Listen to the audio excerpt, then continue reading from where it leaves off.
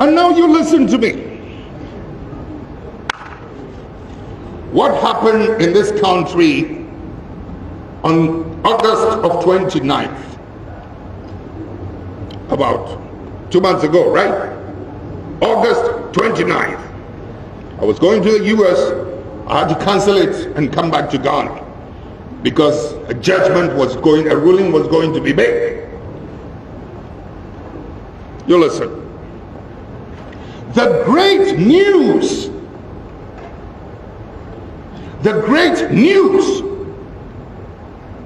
of the 29th of August, after 8 months of that grueling trial, was the judgment in favor of the respondents. Great. But the greater news, in my opinion, was how President Mahama and his supporters, and Nana Akufo-Addo and his supporters comported themselves during the proceedings and after the ruling. We must respect both sides for such statesmanly conduct.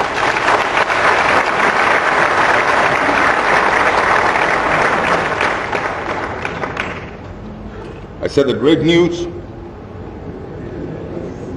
was the ruling. The greater one was how the two conducted themselves. Do you want to know the greatest news? The greatest news? Yeah, there was something greater than those two. The greatest news, fellow countrymen, was the manner in which the presiding judge, Justice William Atumba, conducted the entire proceedings, most especially when he asserted the authority of the judiciary over offensive characters who have always thought that they could run roughshod over this country.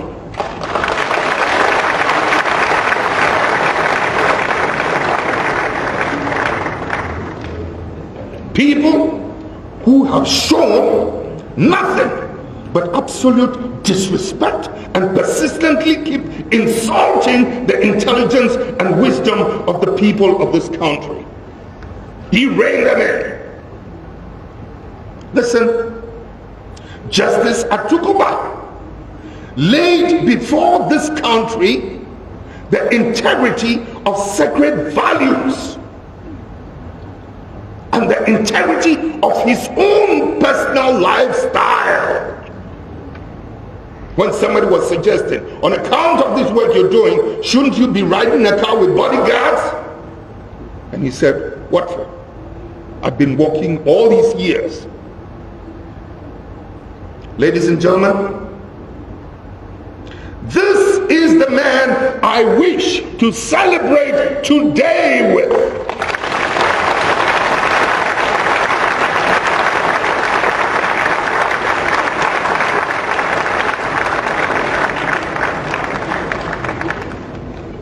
I want the country to hear me. This is the man I want to celebrate today with. There is no doubt that there are many judges of similar character who deserve our respect. There are also judges of questionable integrity. If the judiciary does not utilize the current political climate in our nation's history to continue to free itself of the political controls that have existed in the past, a fine opportunity would have been lost. They know what's been going on. They know the atmosphere they're enjoying now. Will they utilize it to free themselves? Ladies and gentlemen, just when this country appeared to be at the brink of anarchy, are you coming back, Chief?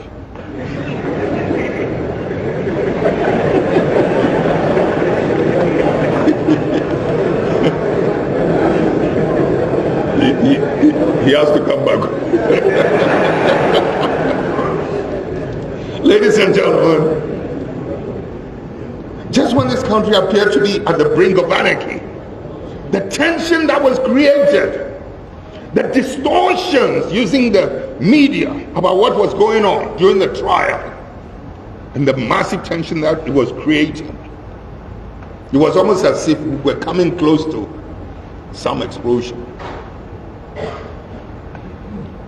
The Supreme Court, under the able leadership of Her Lordship, the Chief Justice, and the resolve of this chairman of the panel hearing the MPP election petition, Justice Atuguba, order and sanity were restored. Reckless talk was replaced with cowardly silence. Logic and humility then prevailed, as if to say, we've been they're raping this country enough of our resources, and as if that injury was not bad enough, they have to go to the extent of now wanting to also insult our judicial consciousness. No, Atuguba fixed them. Mr. Chairman, at the heart, Chico Kakra. Mr. President, are you with me? Fellow countrymen and women, Ghana needs strong men and women of integrity in all sectors of its society if we are to successfully combat corruption and indiscipline. The great Justice Atuguba's brand of leadership on the bench helped to restore some of the image the judiciary had lost over the years. His ability to stamp his authority and expose the indiscipline that some of the parties in the case were exhibiting served as a greater compliment to all the peace initiatives that we all lent a hand to. Right? We saw it. Just those few words of his, stern words appropriately spoken, did so much that this country needed to sit up. And of course, the power to sentence. The dedication and integrity of Justice Atuguba is the kind of ideal that June 4th and December 31st stood for. Yes!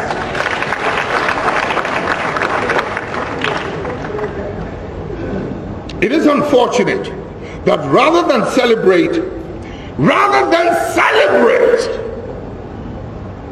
and discuss this man's forthrightness and sense of discipline, media commentators and contributors and their controllers, so steeped in their petty political mindedness, could not bring themselves to see or recognize a role model, a germ of a man.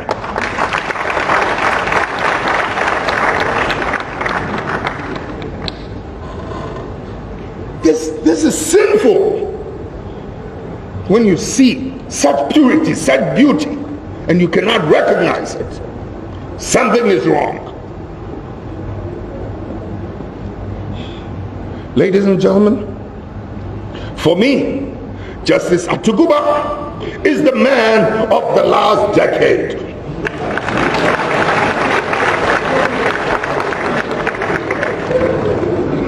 He is, to me, the man of the last decade. And this has nothing to do with the direction of his vote at the end of the court proceedings. It has nothing to do with the judgment in favor of the NDC, My respect for him has to do with his fearlessness and capacity to confront the obvious without inhibitions. He dealt with the weaknesses that both the major parties and most of the other parties suffer from. Yes, he didn't favor any one of them. Because there is a bottom line that a society must maintain, that you must not cross. We've crossed it over and over. We have the money, we have the media, and we use it to destroy values, human sensitivity. Ladies and gentlemen, the search for a positive ideal as exhibited by Justice Atuguba, a true citizen of this land, is what academic pursuit is all about.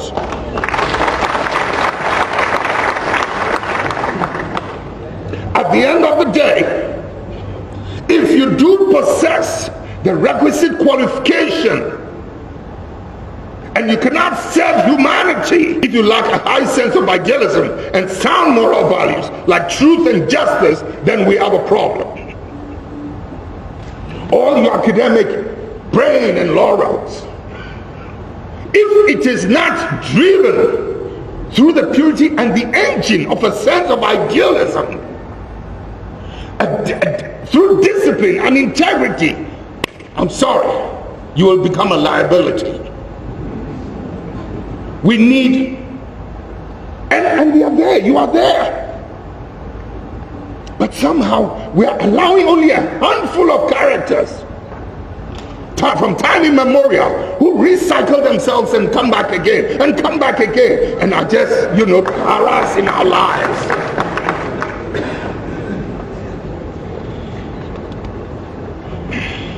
The journey for an independent, incorruptible judiciary has only just begun.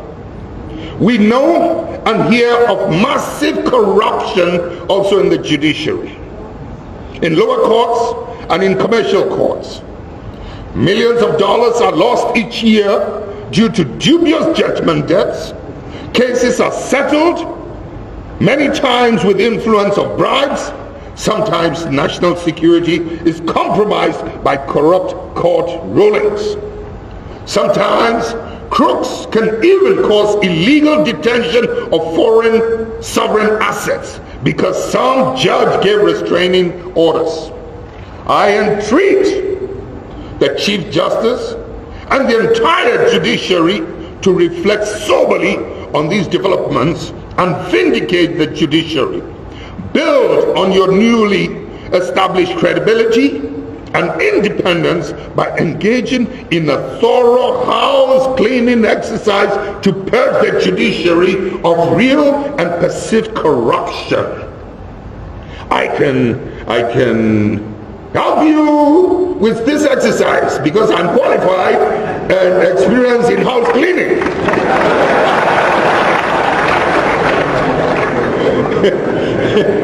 I don't think they'll accept me.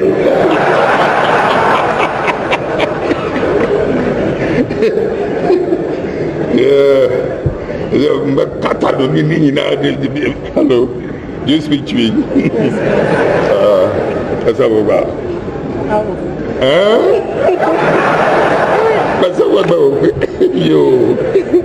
Distinguished ladies and gentlemen, let me finish it up.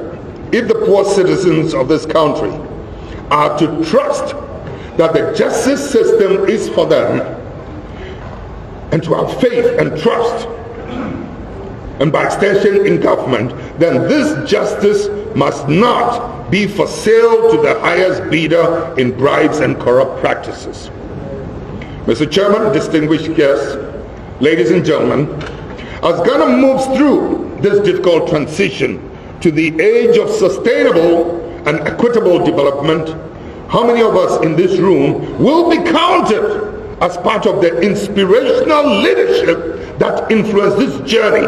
And how many of us, on the other hand, will be counted as the hidden or disguised enemies of the people?